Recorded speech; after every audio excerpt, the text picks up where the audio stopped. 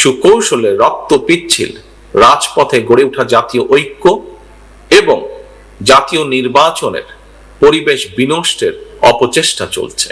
জাতীয় ঐক্য এবং জাতীয় নির্বাচনের পরিবেশ বিনষ্টের চক্রান্তের বিরুদ্ধে আমি আজ দেশের কৃষক, শ্রমিক জনতা, আলেম ওলেমা, পীর মাশায়েখ তথা সকল শ্রেণী পেশার মানুষকে, আপনারা আজ এখানে যারা উপস্থিত হয়েছেন, আপনাদের প্রত্যেকের মাধ্যমে তাদেরকে সতর্ক থাকার আহ্বান এবং অনুরোধ জানাই।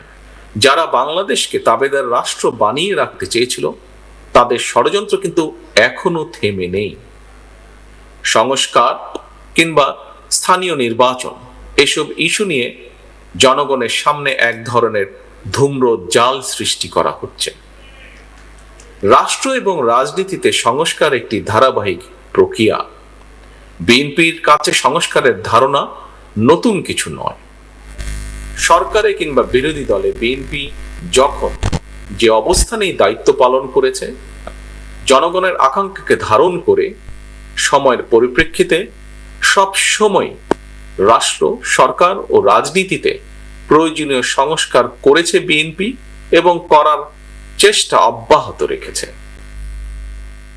1975 সালের 7ই নভেম্বরের পরে দেশে বহুদলীয় গণতন্ত্র প্রতিষ্ঠা, সংবিধানে পঞ্চম সংশোধনের মাধ্যমে মুক্তিযুদ্ধের আকাঙ্ক্ষার প্রতিফলন, 1991 সালে দেশে সংসদীয় সরকার প্রতিষ্ঠা, এই সবই ছিল রাষ্ট্র রাজনীতির ময়দানে যুগান্তকারী সংস্কার।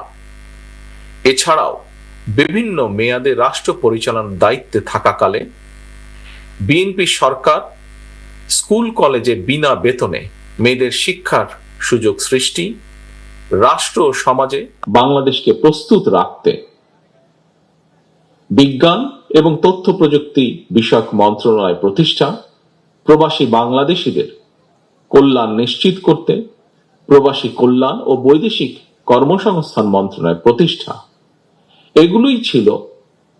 সবগুলোই ছিল রাষ্ট্র ও সরকারের কয়েকটি গুরুত্বপূর্ণ সংস্কার। প্রিয় সহকর্মীবৃন্দ, এই ধরনের আরো বহু সংস্কারের উদাহরণ আমরা উপস্থাপন করতে পারব। তবে ষড়যন্ত্রের পথ ধরে পলাতক গণহত্যাকারী স্বৈরাচার রাষ্ট্র ক্ষমতা দখলের পর সংস্কারের সকল পথ বন্ধ করে দেয়।